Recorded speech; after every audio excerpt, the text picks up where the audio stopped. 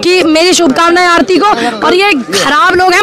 जी हाँ दोस्तों, हम आपको बधाइयाँ देते हुए बताते हैं कि आरती को पूनम पंडित ने बधाई देते हुए कहा है कि आरती तुमने जो कुछ भी किया है बहुत अच्छा किया है, क्योंकि एक लड़का तो विधवा रह सकता है लेकिन एक ज़िंदगी लड़की की कभी पूरी विधवा नहीं कट सकती। वहीं पर पूनम पंडित ने बड़ा बयान देते हुए बताया कि आरती ने जो कुछ भी किया है बहुत अच्छा किया है, क्योंकि उसने पूनम पंडित का कहना है कि अगर कोई लड़की कुंवारी रह जाती है तो हर गैर मर्द उसे गलत निगाह से देखते हैं और उसका जीना मुहाल कर देते हैं। पूनम पंडित ने इंटरव्यू देते हुए बताया कि आरती को मैं बहुत सारी बधाइयाँ देती हूँ कि आरती ने जो कुछ भी फैसला लिया, जो कुछ भी कदम उठाया है बहुत अच्छा किया है और मैं उसके समर्थन में हूँ और मैं आरती के साथ हूँ, क्योंकि मैं भी यही चाहती हूँ कि कोई लड़की दुखी ना रहे। अगर वो विधवा बन के रहती तो उसकी ज़िंदगी बहुत ही बेकार हो जाती।